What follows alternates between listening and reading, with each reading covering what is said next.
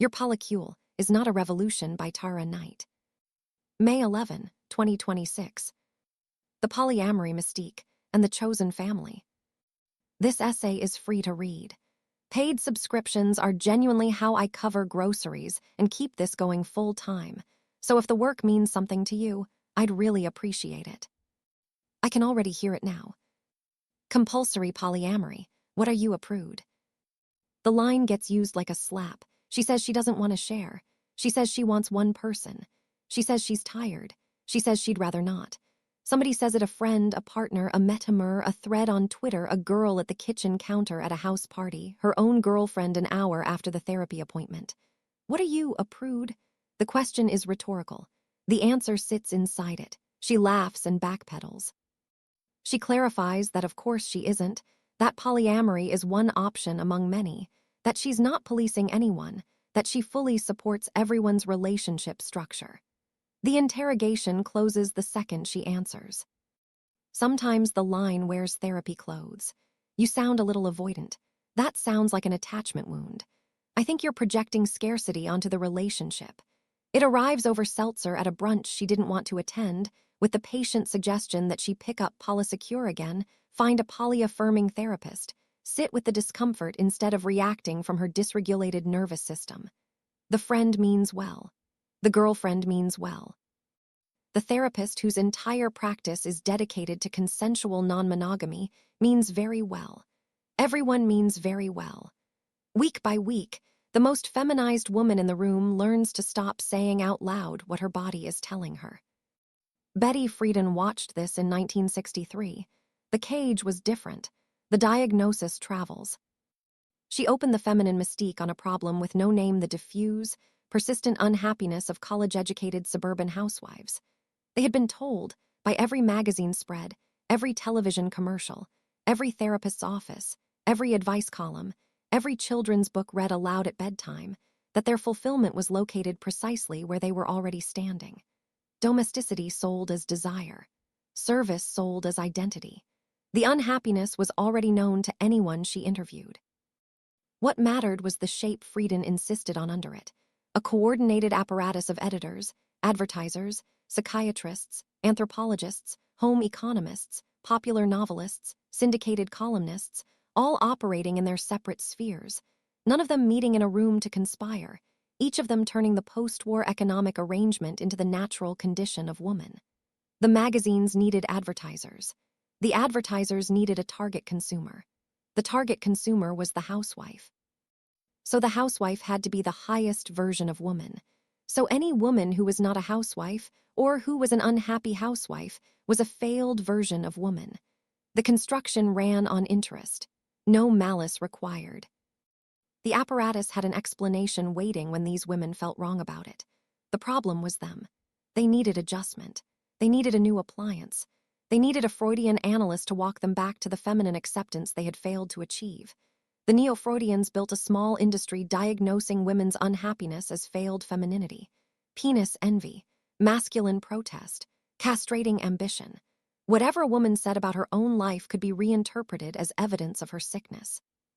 Friedan quoted the experts at length, the ones who explained to women that their misery in the home was their own pathology, and that the cure was deeper acceptance of their proper role. A lot in Friedan's book has aged badly. Her analysis was focused on a specific class of women, middle class, college-educated, white, suburban, and her famous comparison of the suburb to a comfortable concentration camp reads as ahistorical and crass. She had little to say about the women who had always been working outside their homes, often inside other women's homes, often for those same housewives. The bibliography of the book is a bibliography of its blindnesses. The diagnostic insight is the part that survives. Friedan caught the trick that any successful ideology of feminine confinement runs. Take a structural fact, collapse it into a personal truth, call the resulting confinement fulfillment, pathologize the woman who notices. The trick is running right now, with queer aesthetics, with a new vocabulary, on largely new bodies. The trick also learned to post through it. It learned the vocabulary of mutual aid and secure relating. It learned to put abolish the family in the bio while recreating the family in a 3-bedroom apartment with worse boundaries and a Google Calendar. It learned to say decenter couple privilege while making the most economically vulnerable girl in the room coordinate dinner, sex, conflict mediation, cat care, and the emotional weather report for 5 adults who all claim to have transcended hierarchy because nobody has used the word primary since 2019. The hierarchy is in the dishes. The hierarchy is in the lease. The hierarchy is in who gets to have a hard week and who has to cook through hers. The contemporary queer room has achieved the impossible, recreating the nuclear family with worse furniture, worse boundaries, and people who think a chore wheel is carceral. Nothing is mandatory. Everything is emergent. Nobody is pressuring anyone. The pressure simply appears like mold in a damp apartment. 1 minute the doll has a preference. 10 minutes later, the preference has been translated into scarcity mindset, anxious attachment, internalized monogamy, residual heteronormativity, and probably some vague Christian programming, despite the fact that nobody in the room has been to church since their grandmother dragged them there in 2007. The entire room becomes a soft tribunal with better haircuts. The doll has survived men asking if she has a dick, doctors asking if she is sure, landlords acting like her pay stubs are experimental literature, and now she is being psychologically cross-examined by a Polycule whose central political technology is a shared notes app called Intentional Relating Agreements. Oppression used to at least have the decency to wear a badge or a wedding ring. Now it wears mushroom earrings and says it wants to check in around capacity. Polysecure sits on the shelf next to the ethical slut and polywise. The therapist's intake form asks the client's relationship structure on the second page. The Substack post arrives in her inbox on Tuesday morning, explaining the difference between secure attachment and anxious preoccupied. The TikTok poly educator with 200,000 followers makes a video about how monogamous people are simply choosing a relationship style that has been culturally privileged. The friend texts her the Polysecure PDF the day after she mentions feeling weird about her partner's new acquaintance. The therapist suggests the workbook. The girlfriend suggests the workbook. The metamer suggests the workbook. The workbook becomes an object of social command. Not because the workbook is evil, books do not climb off the shelf and force anyone to have a 3-hour check-in with somebody named Juniper, but because the book enters the room as an authority the doll did not consent to be governed by. She has not simply disagreed with her partner. She has disagreed with the literature. She has disagreed with the podcast episode. She has disagreed with the educator whose pastel infographic on jealousy as information has been saved 43,000 times by people who have never had to leave a relationship with their housing attached to it. This is how the room turns reading into police work. The girls who cannot read a lease suddenly have close textual analysis skills when a doll says she wants one night alone with her girlfriend. Then the exegesis begins. What does alone mean? What does want mean? What does girlfriend mean? Does the desire for one-on-one time reproduce possessive property relations? Does the request reinscribe scarcity? Is the doll trying to privatize intimacy? Is she creating a closed dyad? The room becomes a graduate seminar from hell, except instead of everyone leaving with a bad paper, one woman leaves with nowhere to sleep. The whole industry is a feelings laundromat. Put exploitation in, get growth language out. The room treats Polysecure the way evangelicals treat Leviticus, selectively, aggressively, and always against the woman trying to leave. The workbook is not evil. The problem is that everyone in the room has started using it like a warrant.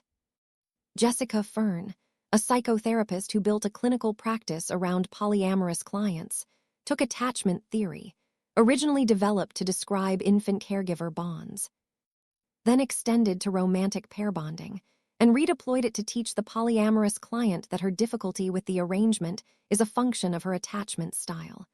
The book's central claim is that secure attachment is a product of relationship experiences rather than relationship structures. The HEARTS framework will help. The workbook will help. A polycompetent therapist will help. The doll who has trouble with her partner sleeping over at the metamers 3 nights a week is invited to look at her attachment patterns. The doll who feels disposable when her partner brings home a new acquaintance is invited to do the exercises on attunement. The doll whose body is exhausted is invited to look at where her sense of obligation is coming from. Fern's book is a clinical document. There are women who genuinely benefit from attachment theory. There are practitioners who use it well. What happens when a body of clinical material designed for individual work gets deployed as a milieu-wide explanation for any difficulty with a relationship structure is a coordinated machinery for relocating problems out of the world and into the interior of the woman. Call it the apparatus. The apparatus is the Freudian analyst's office of 1957 with the addition of a glass of kombucha. The neo-Freudians of compulsory polyamory are the attachment theorists. The Polysecure paperback is the manual. The polyaffirming therapist is the office. The relationship anarchy Substack is the magazine. The TikTok poly educator is the columnist. The consent workshop is the women's auxiliary club. The group processing session is the consciousness-raising group inverted into its opposite, designed to redistribute the burden of any individual difficulty back onto the individual having the difficulty. None of the people inside the apparatus is the enemy. None of them is operating in bad faith. They are inside it and they are delivering its message. The message is, your difficulty is inside you. Do the work on yourself. The arrangement is fine. The body that walked into the queer room had already been sorted. Years of porn categories, platform attention, comments under selfies, men asking what's in her pants, men asking whether she tops, men asking for a link, friends joking that she should start charging, the slow grooming of every minor accommodation she made to keep the room warm. She learned to read attention as care. She learned to read accessibility as worth. She learned that the room that wants her body keeps her, at least until something newer arrives. Tracked how desire gets built before a trans woman ever walks into a queer room. The room she walks into now, the one organized around the idea that sexual openness is the form of authentic life, formalizes the lesson she has been getting since the day her hormones started reshaping her face.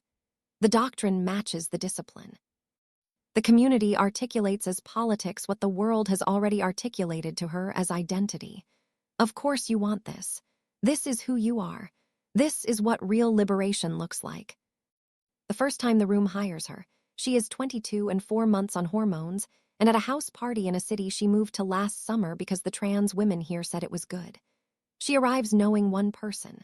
The host, a woman in her late 20s who has been transitioned for 6 years, greets her at the door and gives her a hug that lasts a second longer than the doll expected. She is offered a drink. She is introduced to 4 other dolls. They all smile at her. They all tell her it is so good to meet her. One of them, the one with the undercut, sits next to her on the couch and asks how her transition is going. The doll says something modest and self-deprecating. The undercut laughs warmly and touches her thigh. The doll feels a flush of gratitude she will not be able to name for 2 years. The host comes back over and refills her glass without asking. Somebody else asks if the doll has read a specific theorist. The doll says she has not. The doll is told, sweetly, that she should. Somebody puts on a song the doll likes. 3 people sing along. One of them is the host's girlfriend, who is dadding 2 of the other dolls in the room, who are also dadding each other. The doll does not yet understand the geometry of the room. She understands that everyone is being kind. She understands that she has been welcomed. She understands that she is, for the first time in her life, in a room full of women who recognize her as a woman. At the end of the night, the host hugs her again and tells her she should come back, and tells her that any of the people there would be happy to spend more time with her. The doll walks home in the dark and cries. She cries because something has just been promised to her that she had stopped believing she could have.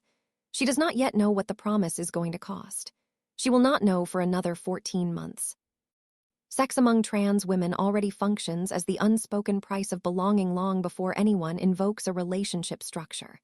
M, the first-year doll I tracked in sexual social currency in T4T spaces, notices over and over that when she's open the room is soft, and when she's not the room turns. Sex stabilizes things. Sex buys patience. Sex ensures her against being read as a lot. Nobody had to pull her aside. Repetition does it. The unwritten rule that she owes her body for belonging meets, in the milieus where compulsory polyamory operates, The written rule that monogamy is reactionary and any limit she places on her partner is a symptom she needs to work through. The condition stays. The condition acquires a politics. Now there are books. There are couples who will sit her down and explain to her, in the patient voice of people who think they have transcended an attachment style, that what she calls her needs are trauma responses she hasn't yet healed. The labor stays on the same bodies. The labor now has a name, and the name is liberation. The stats do not let this stay abstract. The 2022 U.S. Trans Survey reported that more than one-third of respondents were experiencing poverty, that the unemployment rate among respondents was 18%, that more than 1 in 10 respondents who had ever held a job had been fired, forced to resign, lost the job, or been laid off because of their gender identity or expression, and that nearly one-third had experienced homelessness in their lifetime. That is the population being told to choose freely inside relationship markets where housing, sex, friendship, social belonging, and survival often overlap because the outside has already been made expensive. Choice under those conditions is not fake, but it is not clean. A choice made with rent behind it is still a choice. It is also rent talking. The girl in the Polycule is not floating in a seminar room. She is floating above a rent bill.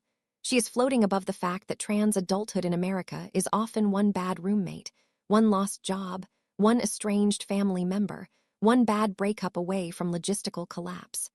The room knows this even when it refuses to say it. Everyone knows who can go back home. Everyone knows who has parents who will send a Venmo. Everyone knows who has a couch in another city. Everyone knows who can leave the group chat and still have a life. The mystique depends on pretending these differences are emotional differences. They are not. They are material differences wearing a cardigan. This is why "nobody is making you" is such a nasty little sentence. Nobody has to make her. The rent makes her. The cold room outside makes her. The last year of being called family makes her. The lack of another trans space makes her. The fact that she is 24, underpaid, fetishized, estranged, overexposed, and socially dependent on the very people asking whether her discomfort is really about the present situation makes her. Nobody has to put a hand on her back and push. The architecture is already sloped. People walk away from relationships. What makes the mystique hard to walk away from is that the polycule is the connective tissue of an entire social form. The girlfriend, the metamer, the metamer's metamer, the friend group, the housemates, the political affinity, the therapeutic processing partner, the polycule group chat, the meditation circle that emerged out of a former love triangle, the people who watch her cat when she travels, all the same people. They are her family. Once she has called them family, what she is negotiating is exit from a kin structure. And here the online doll joke stops being a joke. Every trans girl has seen the meme version of this life. 6 dolls, 3 mattresses, 1 cat with a human name, 1 autistic white trans woman who owns a soldering iron, somebody's ex on the lease, 3 people who used to date, 2 people who still do, 1 person who claims not to be involved but is somehow in every argument. And a group chat that has survived longer than any of the relationships inside it. Everybody laughs because it is recognizable. Everybody laughs because, like most transsexual jokes, it is only funny until the eviction notice arrives. The joke contains a social fact. The household becomes the unit of survival because survival has not been provided anywhere else. Trans women build houses out of each other because the world keeps making them unhoused. That can be beautiful. It can also become a trap with string lights. The same room that saves the doll can become the room that consumes her. The same chosen family that gives her Thanksgiving can become the structure that makes leaving feel like orphaning herself on purpose. The same people who fed her when she arrived can become the people asking why she is being so destabilizing by wanting her deposit back. This is why queer sentimentality is so dangerous. It takes something materially real, the fact that people did keep each other alive, and turns it into a moral fog. Once the fog is thick enough, nobody can see who is doing the dishes. Nobody can see who is sleeping in the living room. Nobody can see who is always so good at holding space because she was never allowed to put the space down. Everybody is family, which means nobody is responsible, because apparently the final form of queer kinship is recreating Thanksgiving dinner with more tattoos and less accountability. A stunning innovation. The ancestors are surely weeping into the casserole. The phrase has a history. It entered general circulation in the mid to late 1980s in the context of the AIDS epidemic in the United States, when biological families abandoned their dying gay sons and lesbian friends and ex-lovers, and the people who knew the bartender stepped in to do the actual care work the bio families refused to do. Hospital advocacy, power of attorney, insurance paperwork, end-of-life decisions, cooking, cleaning up after the body had given out. Funeral arrangements. The Shanti Project in San Francisco, founded in 1974 as a peer counseling service for the terminally ill, retooled in the early years of the epidemic to provide trained volunteers to people with AIDS, many of whom had been thrown out of their homes by landlords or pushed out of apartments by frightened roommates. Lesbians did a staggering amount of this work, despite often having very little in common, materially or politically, with the gay men they were burying. The deaths were real. The fights with biological families over the right to be at the bedside were real. The buddies systems gave the arrangement a name and a structure. Shanti's volunteer programs, the GMHC Buddy program in New York, similar programs in Boston and Chicago, a buddy was assigned to a person with AIDS. The buddy did the practical work the bio family refused to do. Grocery shopping, prescription pickups, sitting with the dying, washing the body that could no longer wash itself, dealing with the housing situation when the diagnosis became public, fighting the landlord, fighting the insurance company, fighting the hospital, fighting the parents who arrived at the end to claim the funeral and exclude the lover. A buddy in 1987 might be a 40-year-old lesbian who had never met the dying man before the agency matched them. She would arrive at his apartment 3 times a week. She would change the sheets on the bed because he could no longer get out of the bed to change them. She would carry the soiled sheets down 4 flights of stairs to the laundromat because the building's washer had been broken for months, and the landlord, who knew the tenant was sick, had stopped responding to repair requests. She would bring back the clean sheets. She would put them on. She would help him into the bed. She would sit with him while he ate the soup she had brought from the deli on the corner. She would call the pharmacy about the prescription that had not been filled. She would call his sister in Indiana, who had stopped returning his calls, to leave a voicemail saying he was getting worse. She would sit with him for 2 hours that evening because his lover, who was at work, would not be home until 8. When his lover got home, she would kiss his forehead and tell him she would see him on Friday. She would do this for 6 months. She would attend the funeral. She would fight, alongside the lover, to be the one allowed to read the eulogy when the family flew in to claim the body. ACT UP and a constellation of allied organizations were doing direct action alongside this, against the FDA, against the pharmaceutical companies, against the Catholic Church, against the indifferent state. The political work and the care work were the 2 arms of the same movement. Family was the word that made the legitimacy of the relationship visible. The word was load-bearing because the labor was load-bearing. Kath Weston's Families We Choose, published in 1991, gave the phenomenon its theoretical shape. Weston had conducted fieldwork in the San Francisco Bay Area in the late 1980s. She showed that the gay and lesbian people she interviewed were constructing new forms of kinship by drawing on the existing symbolism of family, love, commitment, choice, care, and that these new forms could not be understood apart from the biological families her informants had often been forced to leave behind.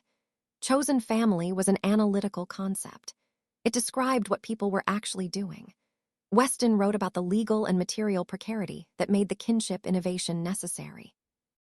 Hospital visitation rights, the denial of medical decision-making to non-spouses, inheritance, custody, the work of making a relationship recognizable to a state that refused to recognize it.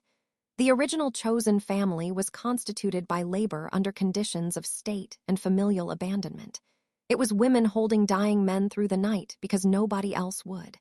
It was the lover fighting the patient's parents to be allowed in the room.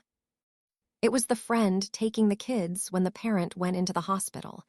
The relationship was named family because it was doing the work of family. The nomming was descriptive. The phrase that circulates in queer milieus now has thinned. There are still people doing the original work, often invisibly, often unrecognized, often the same kind of women who were doing it 40 years ago. The dominant cultural form of found family has become a sentiment that floats free of the labor. It gets invoked when the Polycule does a Thanksgiving. It gets invoked when the friend group posts the group photo. It gets invoked when somebody wants to signal that her relationships are deeper than mere friendship. It does the work of an aesthetic. It does the work of an in-group marker. It does very little of the work the term originally named. The family rhetoric naturalizes obligation. Once a person is family, she cannot easily step back from them.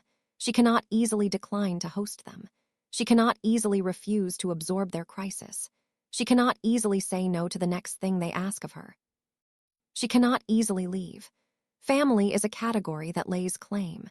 That claim was useful in the AIDS era because it was the only language strong enough to articulate the legitimacy of bonds the state refused to recognize.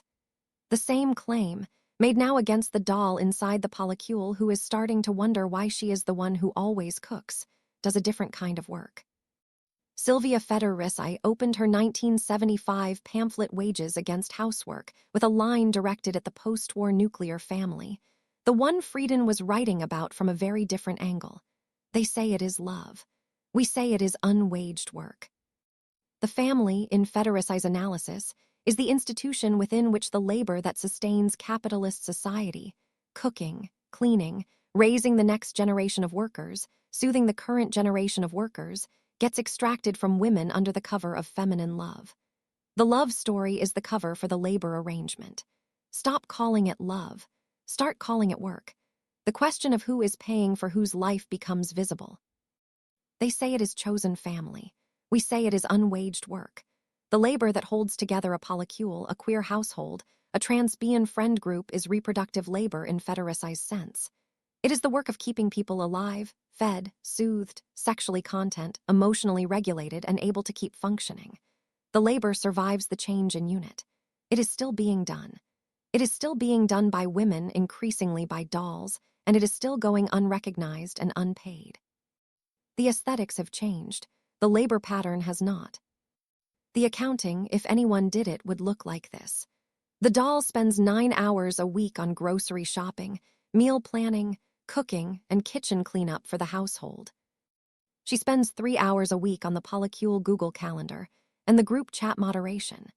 She spends approximately 6 hours a week on emotional labor that is specifically Polycule-related, checking in on metamers, attending check-ins, responding to processing texts, holding space during the partner's difficult days, debriefing dates. She spends an additional 4 to 8 hours a week on sex she did not initiate and is having to keep the social field stable. She spends 2 hours a week on therapy and an additional hour or so on workbook exercises designed to help her stop being so resistant to the arrangement.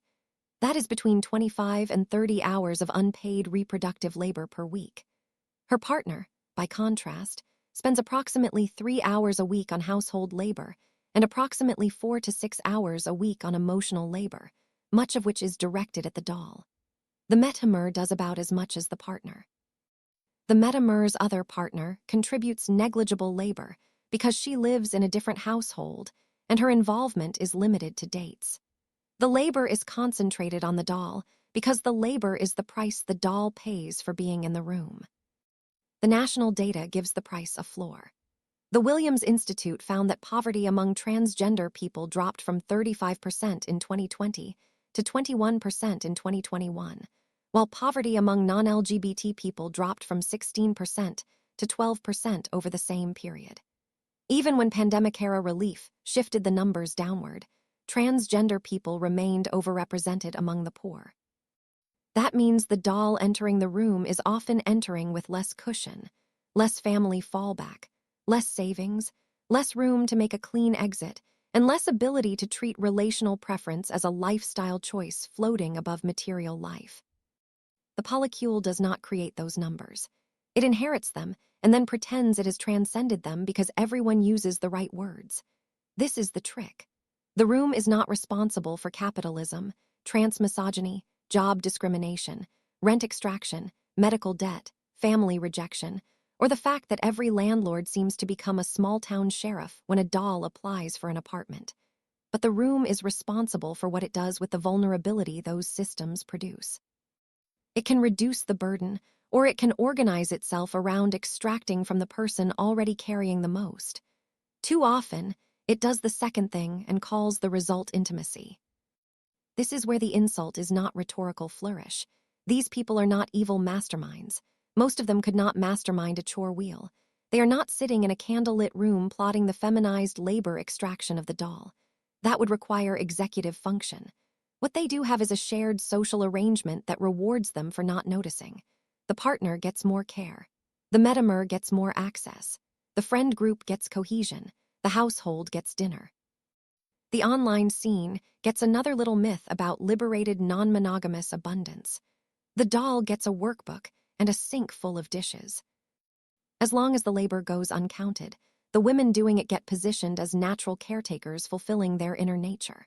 Once they are positioned that way, any expression of resentment, exhaustion, or refusal can be reread as a personal failing, a deficient capacity to love, a failure of generosity, an unevolved relation to giving. The same trick Frieden caught the post-war mystique running.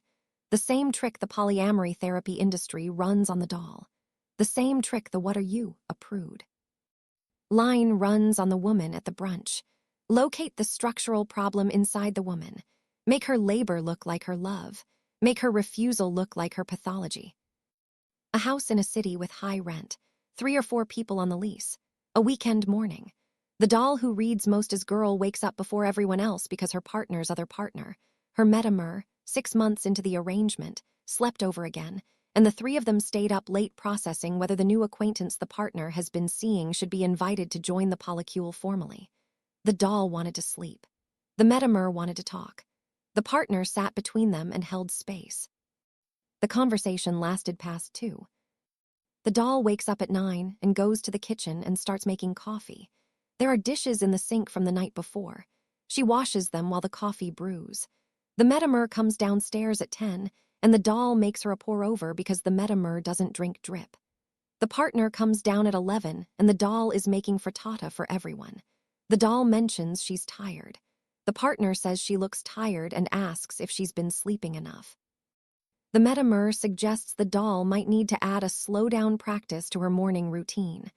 The doll plates the frittata and serves it. Nobody offers to do the dishes. The doll washes them after breakfast because the kitchen is hers to keep clean. She has, in the months since the metamer started sleeping over regularly, taken on the household's grocery shopping because the metamer is allergic to dairy, and the partner does not know which brands of butter are made on shared equipment. She has taken on the rent collection because there was a month when the partner forgot to send her portion to the doll, who was on the lease, and the late fee was steep enough that they all agreed the doll should just be in charge of the system. She has taken on the litter box for the cat because the metamer is squeamish. She has taken on the Polycule Google Calendar because the partner kept double booking. None of this was discussed as labor when it began. Each of these took-ons was framed, at the time, as a small accommodation that she happened to be in the best position to make. The accumulation was invisible until it was complete. That afternoon there is a Polycule check-in. The check-in is a regular feature, held in the living room, often facilitated by the metamer who has read more of the relationship literature than the others. The doll is asked how she's feeling. She says tired. She is asked to elaborate. She gestures at the dishes, the morning, the late night processing the night before. The partner reflects back that she's hearing the doll feel some unevenness in the household labor distribution and wonders aloud whether they should start a chore wheel. The metamer suggests that the doll might benefit from looking at where her sense of obligation is coming from and whether she's been overfunctioning out of an attachment pattern. The partner reflects that this is a really useful observation. The chore wheel does not get made. The conversation moves on to whether the partner should bring the new acquaintance to the Polycule's monthly potluck. The doll's exhaustion is logged as her individual issue to bring to her therapist. The partner makes a note in the Polycule Google Doc to check in with the doll again in 2 weeks. That night, the doll has sex with the metamer because the metamer seemed sad earlier in the day, and the doll thought maybe she could help her metamer feel better. The metamer is generous and attentive and grateful. The doll is the recipient, then the doll is the giver, then the doll is the recipient again, because the metamer is the kind of poly person who insists on reciprocal pleasure. The metamer falls asleep on the doll's chest. The doll lies awake. The body that is most available in the household is the body that does the most invisible holding work. The doll who is sleeping with her partner's two other partners is also the doll who is cooking, the doll who is organizing the Polycule group chat, the doll who is remembering when the metamer's ex is in town, the doll who is suggesting that everyone come over for dinner because the metamer had a hard week. She does this because the social form she lives inside has organized its cohesion around the availability of her body and her attention. When she is available, the polycule is healthy. When she is not available, the polycule asks her, gently, what is coming up for her. The man at the center of many of these arrangements is a cis man, usually leftist, usually queer-identified, usually with a politics that explicitly disavows male privilege, who has accumulated multiple trans women as partners over the course of several years. He calls himself a T4T ally. He posts about how dolls are sacred. He has read enough theory to perform the right disclaimers. He is also the person whose schedule the polycule organizes itself around, the person to whom the doll he is currently primary with is responsible for keeping the other dolls comfortable, the person whose preferences are operative in the household, the person whose mood drives the household weather. The person whose departure from any one of the relationships would not destroy his social standing while the doll's departure would destroy hers. The arrangement looks queer. The structural position he occupies is the one his father occupied. The dolls clean. The dolls cook. The dolls manage the group chat. The dolls process his moods. He calls them his partners, his loves, his transbian harem when he's joking, his family when he's serious. The fact that they all sleep with each other, as well as with him, is presented as evidence that the arrangement is non-hierarchical. The labor pattern indicates otherwise. The cis man in these arrangements is often the funniest and ugliest figure because he is never merely a boyfriend. He is a nesting partner, a comet, a hinge, a relationship anarchist, a switch, a community member, an organizer, a safe person, a guy who just really connects with trans women, which is apparently what we are calling a man with a type when he owns a tote bag. He has discovered a magnificent loophole in patriarchy. If he says, dolls are sacred, before he lets them clean his kitchen, the kitchen becomes queer. He does not have to dominate the room in the old language. He does not have to say, I am the man here. He only has to be the person whose feelings become the room's scheduling principle. His sadness has gravity. His new crush becomes a logistical event. His discomfort becomes a processing circle. His desire becomes a household conversation. His sexual appetite becomes an opportunity for everyone to practice abundance. His capacity is respected. His limits are honored. His avoidance is trauma. His failures are growth edges. The dolls around him become a mutual aid network for his self-concept. The joke writes itself, and still the room refuses to read it. A cis man with 3 trans girlfriends calls the arrangement non-hierarchical because all the girls also date each other. Girl, that is not the abolition of hierarchy. That is a bisexual Roomba. The labor is still moving in one direction. The attention is still moving toward him. The emotional management is still feminized. The fact that everybody in the room owns a copy of Caliban and the witch does not stop one person from doing the laundry. Theory does not fold towels. The towels, as ever, are folded by the woman trying not to be called controlling. The configuration varies. A polycule with 1 cis man and 3 trans women puts the doll who reads most as girl in the position. A polycule with no cis man puts the doll who is the youngest in transition, or the one who needs the household most, or the one whose body reads the way the room has trained itself to want. A sapphic polycule with cis lesbians puts the femme. A polycule with 1 cis woman and 3 trans women often puts the cis woman in the position because the cis woman has been trained for it her whole life. Though, increasingly, this configuration inverts. And the dolls take the position because the housing economics of trans womanhood make it cheaper for the household to use them. The constant across configurations is that one body in the room does the cohering labor, and one body in the room is being cohered around. The body doing the labor is the most feminized one in the room. Call her the mark. The mark is the body the apparatus finds. She walks in. The room settles around her body. She does not realize the first time it happens that she has just been hired. The mark is usually the person whose need is most visible and least speakable. She is early in transition, or newly out, or newly housed, or newly loved, or newly desirable in a way that has not yet stopped feeling impossible.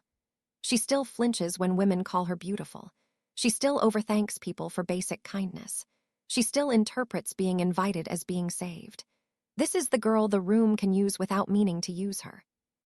She arrives so hungry for recognition that she cannot yet tell the difference between being wanted and being recruited. Every scene has one. Sometimes she is the girl who just moved to the city and is so sweet. Sometimes she is the girl everyone describes as chaotic but brilliant, which usually means poor, traumatized, funny, sexually available, and easy to blame when the room turns. Sometimes she is the girl who cooks because she likes hosting, which is one of the great lies of domestic history. Sometimes she is the girl who becomes everyone's emergency contact before anyone has asked whether she has an emergency contact of her own. Sometimes she is the girl whose body becomes a kind of public utility, admired, touched, discussed, flirted with, triangulated through, made into evidence that the room is sexually alive. The mark is not weak. This is important because every bad reading of this argument will try to turn her into a helpless object with eyeliner. She is often the sharpest person in the room. She is also the one with the least room to be inconvenient. Those are not contradictions. That is how power works. The room does not pick the least intelligent woman. It picks the woman whose intelligence has been trained into service. It picks the woman who can read everyone's mood before anyone speaks. It picks the woman who knows how to make herself useful before anyone has to ask. It picks the woman who has survived by becoming socially fluent enough to disappear into other people's needs. The mark's labor is granular and constant, remembering whose birthday is coming up, sending the thinking of you text to the metamer who had the bad week, buying the third bottle of wine because the others ran out faster than anticipated, noticing when the new metamer seems isolated and inviting her over for a one-on-one, sitting through the 4-hour processing session about whether the recent fluid bonding decision honored everyone's needs, keeping the rota of who is sleeping where on what night legible in her own head because no one else has it as load-bearing in theirs, making herself emotionally available to her partner immediately after the partner comes home from a date with somebody else, in the specific configuration of attentive but not needy, present but not clingy, interested but not jealous, that the literature has trained everyone to expect. Being the household calendar, being the household therapist, being the household body. None of this gets called labor. All of it gets called love. She also does the work of being the household's sexual reference point. The partner introduces her to new acquaintances at the bar with a specific kind of pride.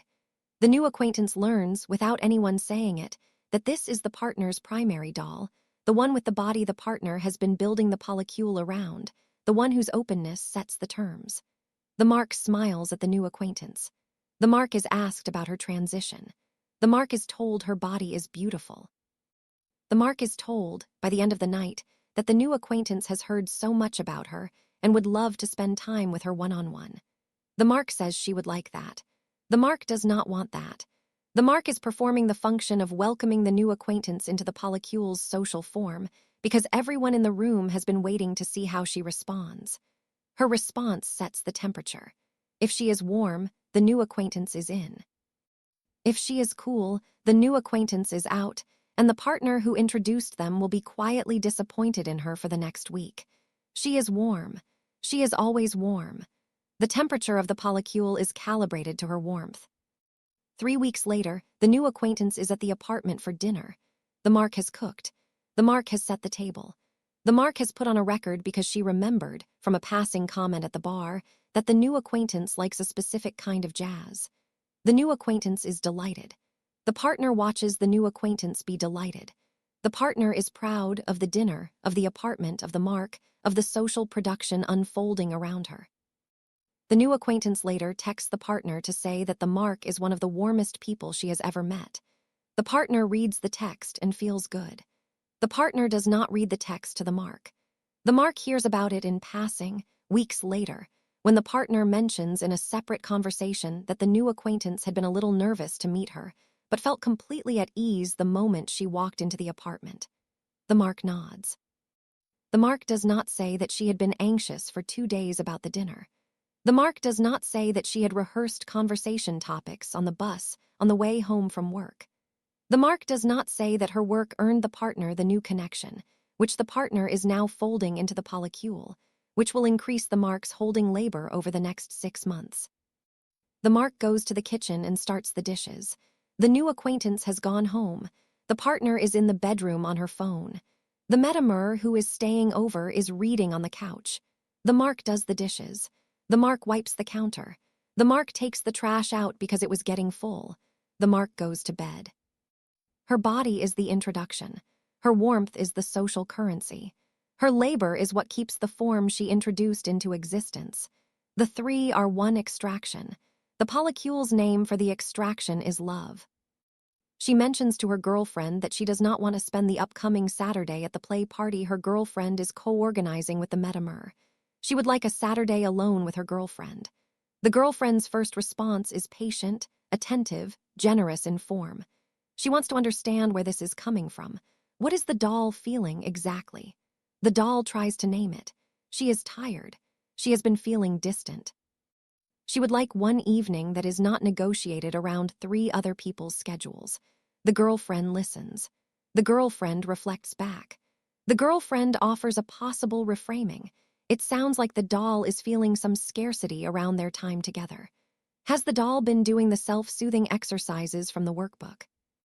The girlfriend wonders if perhaps the doll is being triggered by something that happened earlier in the week with the metamer, and whether that earlier event is what is actually being processed in this current request. The doll, who started the conversation with a clear and modest preference, finds herself half an hour later defending the legitimacy of her own preference against a steadily expanding diagnostic frame. By the end of the conversation, she has agreed to attend the play party for an hour at the beginning and then go home, and the girlfriend has noted, lovingly, that they should bring this dynamic up in their next couples therapy session. No one was cruel. No one raised her voice. The girlfriend was, by her own lights and by the lights of every book on her shelf, doing relationship-affirming care work. What she did, structurally, was take a structural request. I want time with you that isn't shaped by your other commitments, and dissolve it into an interior diagnostic frame. The doll has some unprocessed material we should look at. The structural request goes inside the doll. The doll is the problem. The arrangement is fine. This is happening in millions of conversations in queer households right now, with the same tone, with the same vocabulary, with the same predictable end. The therapy language is the medium. The labor extraction is the message. This is where the online language becomes obscene. A woman asks for time and is told she is in scarcity. A woman asks for rest and is told she is dysregulated. A woman asks for a boundary and is told boundaries are not rules for other people. A woman says she does not want to hear about the metamer's sex life and is told she is sex negative. A woman says the arrangement is making her feel disposable and is told she is catastrophizing. Somewhere a 30-year-old with a septum piercing and a trauma-informed vocabulary is turning every no into a worksheet. The DSM should file a restraining order. The insult is in the process itself. The room steals the plain meaning of the woman's speech. It refuses to let the sentence mean what it says. I am tired cannot mean I am tired. It must mean avoidant activation. I want you to stay home tonight cannot mean I want you to stay home tonight. It must mean possessive fear. I do not want to sleep with her cannot mean I do not want to sleep with her. It must mean internalized shame or trauma or a lack of safety in the body. The doll's sentence is never allowed to arrive intact. It is strip-searched at the border of theory. It is the same old patriarchal habit with a softer voice. A woman speaks, and someone better educated in the room explains what she really meant. The only new feature is that now the explanation comes with polyamory terminology and a Canva slide about nervous systems. The effect is the same. Her account of her life is made inadmissible. Her body becomes evidence. Her refusal becomes diagnosis. Her exhaustion becomes content. A doll posts something on Twitter about how she has been feeling exhausted in her polycule and is starting to wonder whether the arrangement is serving her. The post is 2 paragraphs. It does not name anyone. It does not call for anything. It is the kind of post a woman makes when she is starting to think out loud. Within an hour, the quote tweets begin. The first ones are gentle. I hope she has a good support system. This is a really important thing to bring to therapy. Reminder that monogamy is also a valid choice, and we should not pressure anyone. The next wave is slightly less gentle. Sounds like she might be in a polycule with people who aren't doing the work. The avoidant attachment is so loud here. By that evening, an account with 8,000 followers, run by a poly educator who has been at this since 2018, has quote-tweeted the original post with a thread explaining that the language the doll used the arrangement is not serving me, is itself a sign of unprocessed scarcity mindset, and that healthy polyamory practice would have produced the question, what within me needs, tending rather than the question, what within the arrangement needs changing. The thread goes viral inside the milieu. By the next morning, the doll has deleted the original post. The friend group of her polycule has had a group chat conversation about whether her posting indicates she has been talking shit about them in private. The girlfriend brings it up at the next check-in. The doll is asked whether she has been processing in public instead of processing with her partners. The doll apologizes. The check-in lasts 3 hours. The word prude names a person who has interrupted a flow that other people were depending on. The prude is the woman who said no when a yes would have smoothed everything over. The prude is the woman who slowed the room down. The prude is the woman whose hesitation became a small public cost everyone else had to absorb. Call her a prude and the cost gets relocated. Now it is her fault for not being adjusted. The mechanism is the one Frieden named. The woman who notices what is wrong with the room becomes the thing wrong with the room. The accusation has changed clothes over the decades. The woman who critiqued patriarchal sex in 1985 was called a prude. The woman who critiqued it in 2005 was called a conservative. The woman who critiques it now gets called a TERF.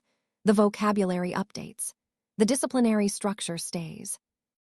When the prude accusation fails, when the mark is too established, too articulate, too obviously not a sexual reactionary to be successfully smeared as prudish, the discipline escalates. The next charge is controlling. The next charge is possessive. The next charge, increasingly common in the last several years, is abusive. The mark who says she does not want her partner to move in with the new metamer gets recategorized in the polycule's internal narrative as someone restricting her partner's autonomy. The mark who asks her partner to spend a particular evening with her rather than at the play party gets recategorized as someone failing to honor her partner's needs. The therapy language of consent and emotional safety gets used in reverse to indict the woman asking for ordinary forms of relationship attention as the source of the harm. The vocabulary developed to name abuse becomes the vocabulary that names her. The case file expands. The diagnosis hardens. The woman who started the interaction by saying I am tired and would like more time with you ends it being told, with great gentleness, that this is a pattern she should bring to her therapist. The cost falls hardest on whoever is the most feminized in the room. The cis woman in queer scenes can absorb the prude charge with relatively low damage. The doll cannot. Porn-trained categorization, fetishization arriving with the search terms already in the man's mouth, platform-rewarded sexual availability, the body functioning as belonging insurance. The architecture means a trans woman who slows things down is removing the subsidy that was holding her place in the room. The price of saying no is the loss of the warmth the yes was buying. Most dolls cannot afford that loss. Most dolls already know how cold the room outside this room is. The doll's situation has specific intensities. She is more likely than her cis girlfriends to be estranged from her bio family. She is more likely to be in precarious housing. She is more likely to have lost her pre-transition friend group. She is more likely to be in financial precarity. She is more likely to be navigating an environment where sexual fetishization is constant. She is more likely to be alone if she leaves. These intensities cluster on her in a way they do not cluster on the cis woman next to her in the polycule. The cis woman has bio-family to return to. The cis woman has former friends. The cis woman has the option of becoming uninteresting to the queer milieu without being destroyed socially. The doll often lacks that option. The doll is here because here is where she could be a woman among women.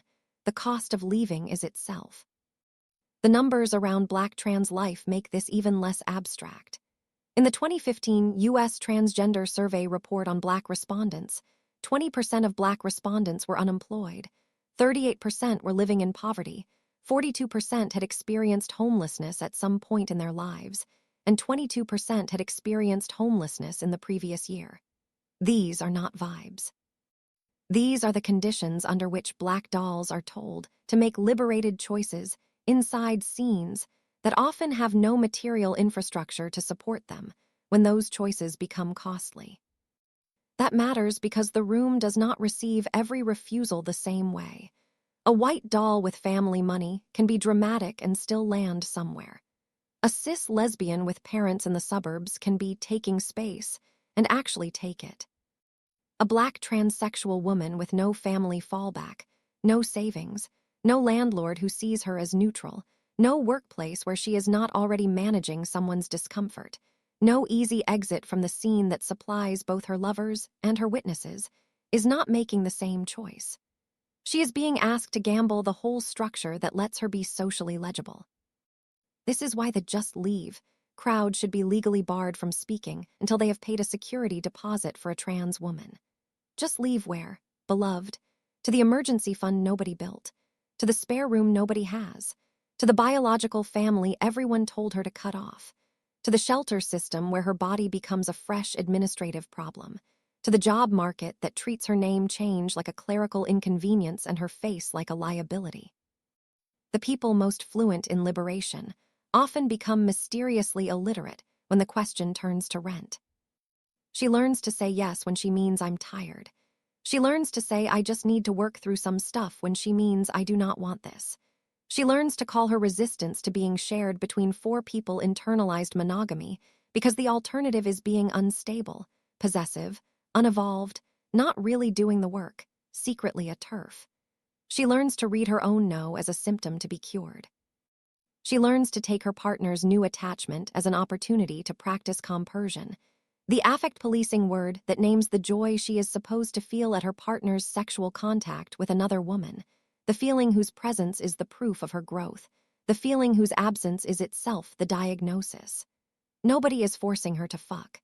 She is being forced to interpret her refusal as personal failure. And because everyone in the room knows the formal rules of consent, everyone can pretend the problem has been solved. Nobody crossed a stated boundary. Nobody ignored a safe word. Nobody pinned her down. Nobody said she had to. Consent, reduced to the absence of overt force, becomes the alibi of every softer coercion. The room gets to say, accurately, that she agreed. The room does not have to ask what agreement means when disagreement would cost her housing, belonging, reputation, friendship, touch, and the fragile sense that she has finally become a woman among women. This is where liberal consent politics hits its limit and starts looking foolish. It can describe the moment of agreement. It cannot describe the conditions that made agreement feel necessary. It can ask whether she said yes. It cannot ask why she believed no would make her disappear. It can produce a workshop. It cannot produce a rent fund. It can explain enthusiastic consent with laminated seriousness, while the least secure woman in the room learns how to generate enthusiasm as rent. Somewhere, an educator is nodding slowly at a whiteboard, while the doll is calculating whether she can afford a motel if the conversation goes badly. The body knows the difference. The body knows when yes was a bridge and when yes was a toll. The body knows when it opened from desire and when it opened because the room got cold. The body knows when sex was pleasure and when sex was a maintenance payment on belonging. The tragedy is that the apparatus teaches her to stop trusting that knowledge. It teaches her that her body is not telling the truth. It teaches her that the flinch is trauma, the nausea is insecurity, The sadness is scarcity. The resentment is a growth edge. The body keeps the books anyway. She also learns to forget what she used to want before she walked into the room. The first version of the doll, the one on the bus going to the house party at 22, had a vague idea that maybe one day she would meet a woman she loved and they would build a life together. She had thought about it sometimes in the months before she transitioned. In a corner of her imagination, she did not look it directly because she did not yet believe she would be allowed to want it. The version of her that exists in the Polycule 4 years later cannot remember exactly when she stopped wanting that. The desire left by being slowly recoded, conversation by conversation, into an attachment pattern she was working on, a residual heteronormativity she was deconstructing, a possessiveness she was learning to release.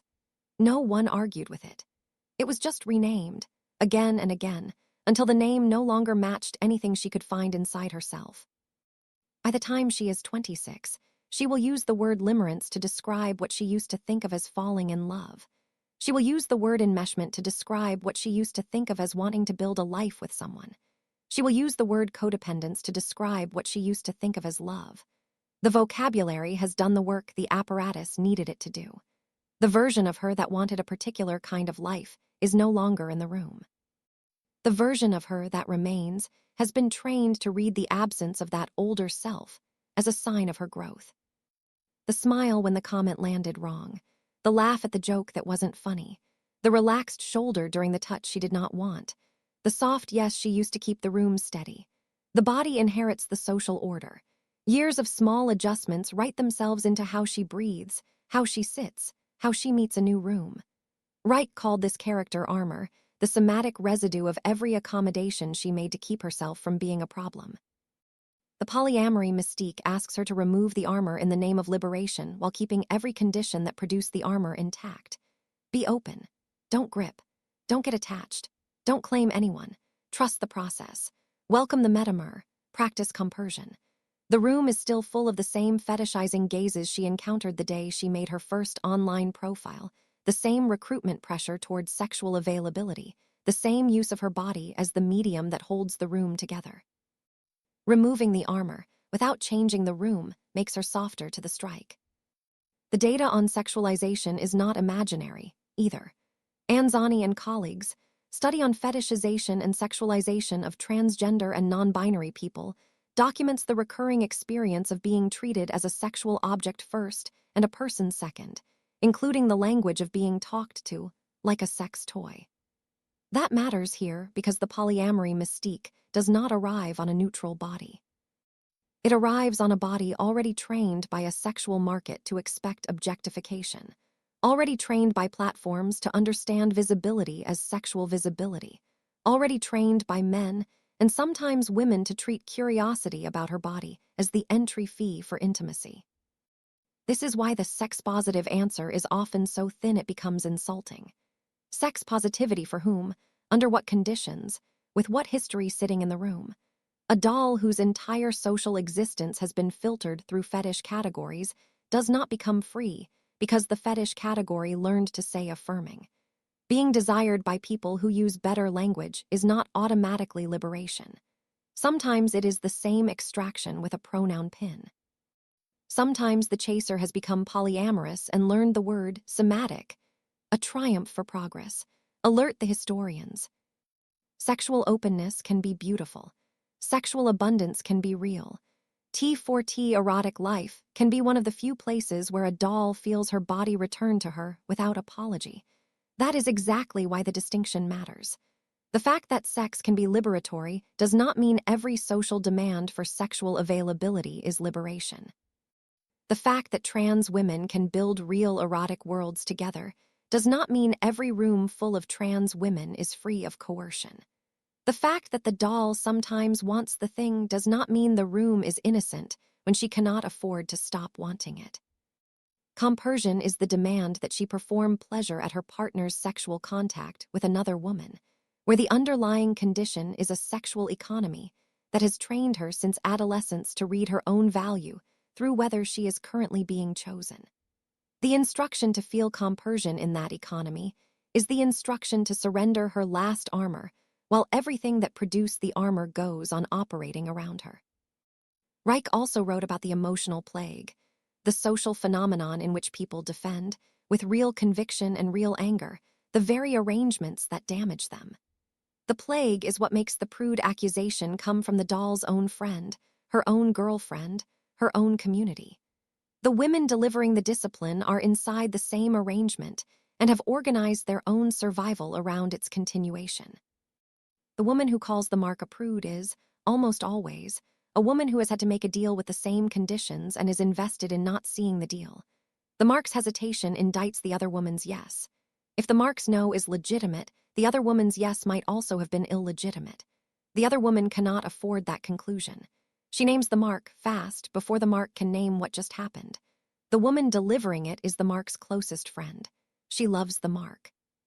She is also defending her own survival arrangement. The plague is what makes that defense feel, to the woman doing it, like care.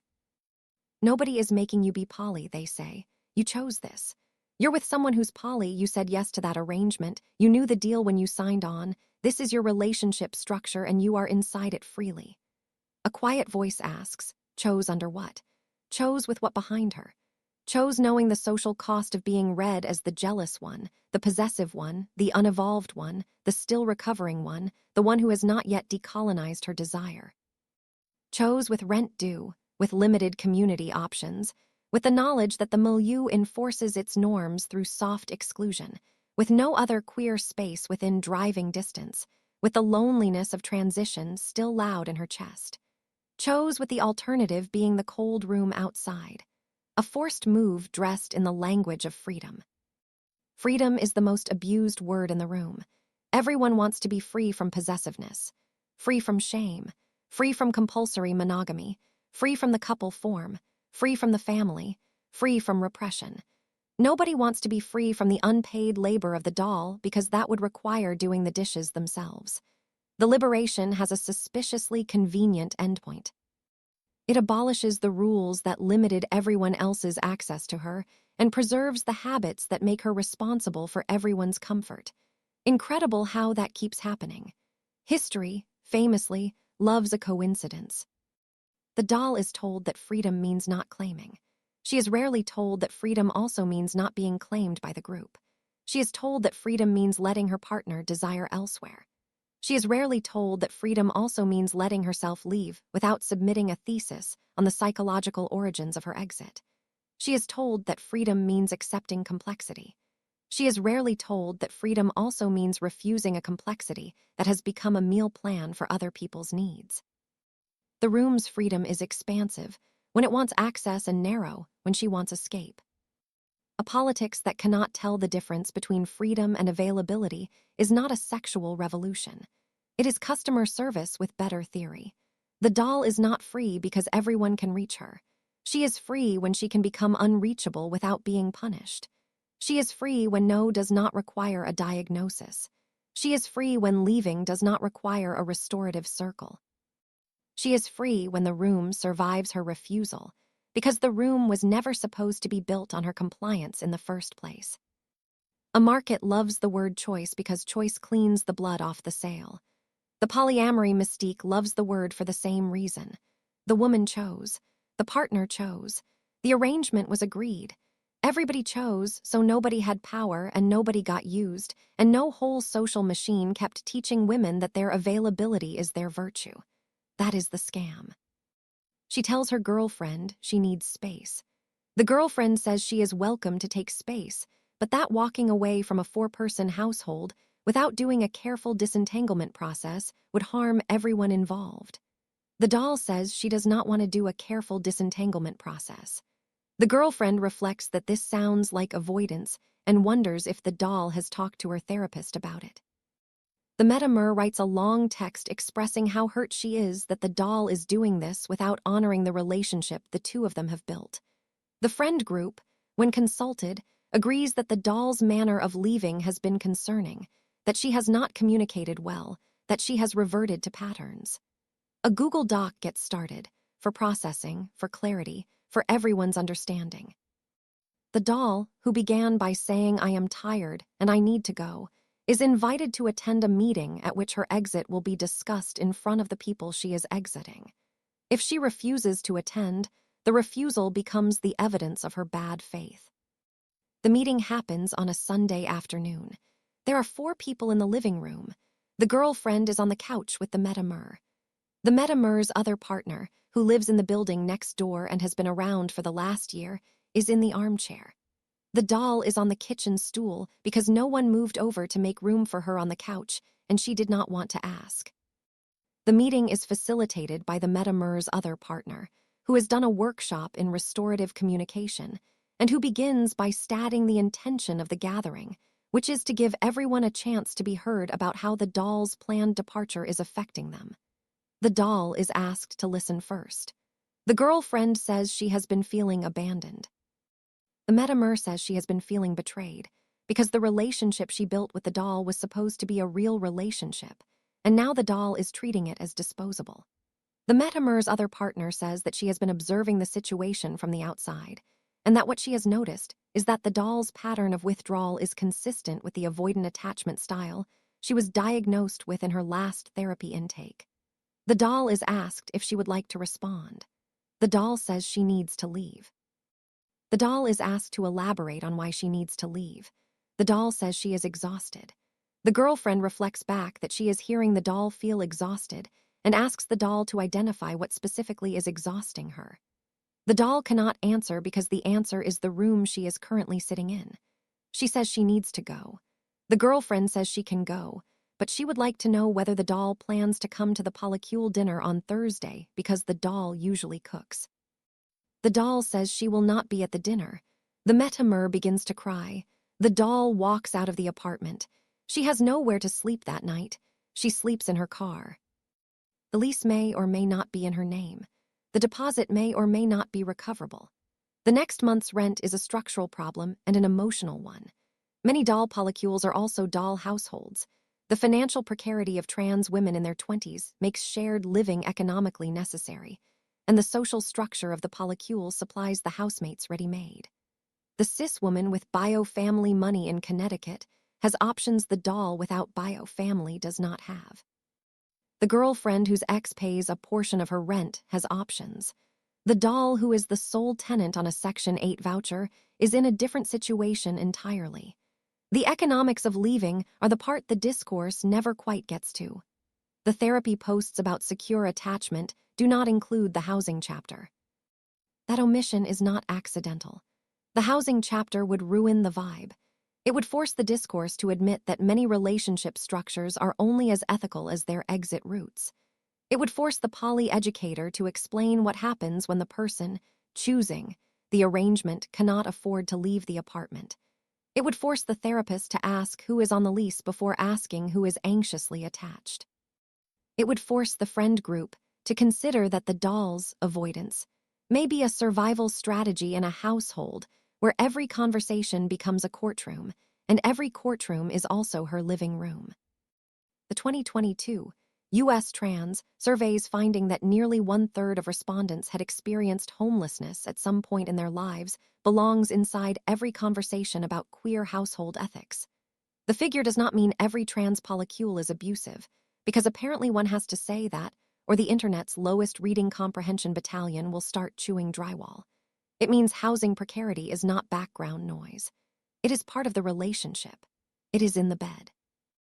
It is in the kitchen. It is in the check-in. It is in the sentence, "I need space," when the person saying it does not know where space can physically happen. A relationship structure that cannot account for exit is not consensual in any serious political sense. It may be consensual in the narrow legalistic sense. It may satisfy the workshop definition. It may have agreements, check-ins, shared language, color-coded calendars, and a truly demonic number of acronyms. But if the least secure person cannot leave without losing shelter, community, and reputation, the structure is not free. It is a room with a decorative door. The same vocabulary that named the legitimacy of the lover's bedside vigil in 1989 now names the illegitimacy of the doll's exit in 2026. The original found family form was built to defend the legitimacy of bonds the state refused to recognize. The contemporary form, in some configurations, denies the legitimacy of the doll's right to dissolve a bond that is no longer serving her. Same word. different arrangement. Same body, doing different versions of the same labor, on opposite sides of 40 years. Sophie Lewis, in Abolish the Family, argues that the nuclear family is unreformable and that the queer left should be building forms of communalized care that do not rely on the family as the unit of social reproduction. She is right that the family, as it has been organized under capitalism, is a labor extraction machine that produces an enormous amount of avoidable suffering. She is right that queer chosen family does not, in itself, dissolve that machine. The contemporary queer found family, in some cases, reproduces the labor arrangement of the biofamily with the addition of a worse exit. The biofamily at least has a juridically recognized outside. The doll can be estranged from her parents. The queer found family, when wedded to compulsory polyamory and the entire social form of a milieu, can swallow the outside and leave her with nowhere to be estranged to. The family abolishing the woman. This is the joke Sophie Lewis did not write, but the dolls are living. Abolish the family, replace it with 6 people in a mutual trauma bond, add a chore chart nobody follows, call it kinship, and somehow the girl with the least money still ends up mothering everyone. The nuclear family has been abolished in form and preserved in function. The husband has been replaced by a hinge partner. The mother has been replaced by the most feminized doll. The children have been replaced by adults with attachment language. The Thanksgiving fight has been replaced by a check-in. The unpaid labor remains. The woman remains tired.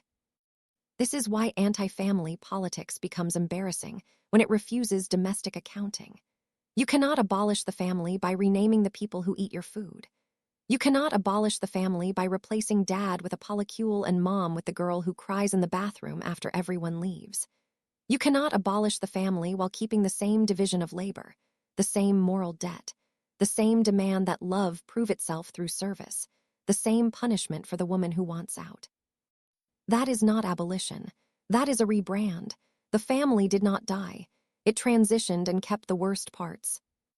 Abolition has to reach the sink. It has to reach the lease. It has to reach the calendar. It has to reach the bedroom where the doll is having sex she does not want to keep the peace. It has to reach the group chat where she is expected to answer everyone gently. It has to reach the emergency fund that does not exist. It has to reach the door she cannot walk through. Anything less is merch. The valorization of going no contact with biofamily, which has been a dominant discourse in queer milieus for at least the last decade, intensifies the trap. There are good reasons for some queer people to go no contact with abusive or rejecting biofamilies. The discourse around no contact has expanded from a specific recommendation in a specific situation into a general default. The healthy queer adult should be working toward maximal distance from her biofamily. Biofamily is by definition the site of trauma. Any continued engagement with biofamily is a failure of the work. The doll arrives in queer space, already partially estranged from her biofamily for material reasons. Many biofamilies do reject their trans daughters. Many do behave badly. She encounters a milieu telling her that the more thorough the estrangement, the better. She is encouraged to consolidate her social, emotional, financial, and political life inside the queer found family. The exits that used to exist for her are sequentially closed off in the name of her own growth. By the time she might want to leave the polycule, she has nowhere outside the polycule to go.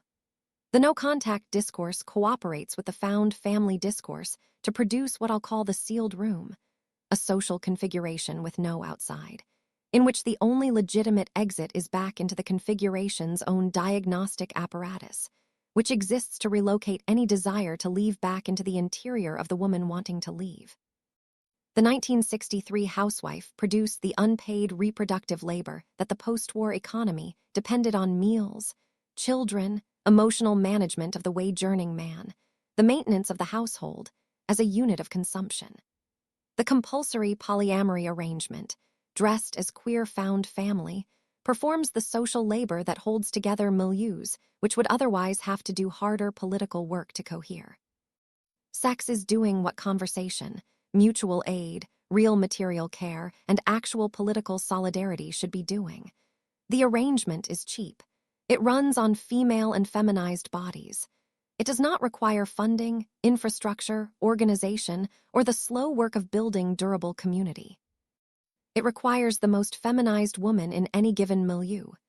Disproportionately the doll, disproportionately the lonely woman, disproportionately the woman whose access to belonging is conditional, to keep paying the price quietly and to read her own payment as her own desire. The milieus operating under the compulsory polyamory mystique are friendship networks under capitalism. They do not have shared workplaces. They do not have shared property. They do not have shared political organizations. They do not have shared schools or institutions or unions. What they have is each other's bodies, each other's attention, each other's processing capacity, each other's holding work. They run on intimate labor where they should run on something else. They are doing the best they can with what they have. What they have is mostly the dolls. The dolls become infrastructure because nobody built any. This is the sentence under the essay. The scene has no childcare system, no housing fund, no conflict structure that does not become social punishment, no shared political discipline, no real mutual aid beyond emergency cash apps, no durable care institutions, no serious plan for what happens when one of the girls leaves. It has vibes, sex, theory, group chats, house parties, and people who can quote Federicide while letting one woman clean the stove. The dolls fill the gap because the gap is where feminized labor always goes. The American left is very good at turning women into infrastructure and then calling the infrastructure love. The queer left is not exempt because it has better posters. It does the same thing with more fluid terminology. The doll becomes the bridge between friend groups. The doll becomes the event planner. The doll becomes the sexual diplomat. The doll becomes the therapist. The doll becomes the soft place to land. The doll becomes the proof that the room is warm. Then, when she burns out, everyone gathers around the ashes and asks whether she had been communicating her needs clearly. Some people deserve to be embarrassed, not destroyed, not exiled, not turned into villains for the algorithm to feed on, but embarrassed. There should be shame in calling yourself a relationship anarchist when your entire romantic life depends on one woman doing administrative labor for free. There should be shame in using the word abundance when what you mean is access to a tired girl's body and calendar. Shame has gotten a bad reputation because people use it badly. Fine, use it well. Shame the lazy mystics of liberated intimacy into washing a pan. I have no pamphlet. I will not tell you monogamy is the answer. I have no interest in writing the inverse essay. The trilogy was about nomming the conditions under which trans women, and women more generally, but trans women in this specific and intensified way, get taught to interpret their adaptation to bad rooms as their own desire. Somewhere right now another doll is making the coffee. Somewhere right now another doll is being told her tiredness is her attachment style. Somewhere right now another girlfriend is reflecting back. Somewhere right now another metamer is composing the long text. Somewhere right now another doll is on the bus to her first transbian house party. She has been on hormones for 4 months. She does not yet know what the warmth in the room is going to cost her. She will learn. She will learn the way M learned. The question for the doll reading this from inside the room she is about to lose is whether the doll on the bus will have to learn the same way, or whether the women who have already learned will tell her first. I am writing this so she is told first. I am writing this so the next time the line gets used like a slap, the doll being slapped knows what is being asked of her, who is asking, what it costs to refuse, and she refuses anyway, and the rest of us in the room hold the door open behind her. I am writing this so the women who have already paid stop paying. I am writing this so the kitchen full of dishes belongs to all the people who eat at the table, or to none of them. I am writing this for the doll on the bus, and the doll in the kitchen, and the doll who is already in the meeting being told her exit is bad faith. The mystique persists by repetition. It thins by recognition. The recognition does not stay theoretical. The recognition is in the kitchen at 9 in the morning, and in the living room at the check-in, and on the phone with the friend who calls to ask how things are going. And in the text the doll on the bus is going to receive from a doll she does not know yet, who read this essay last year, who has been waiting for someone like her to walk into the room. The room is full of light. The kitchen is full of dishes. The girlfriend is in the doorway. The girl on the bus is going to be here in 20 minutes. The bill will come due. Who carries it is not decided yet.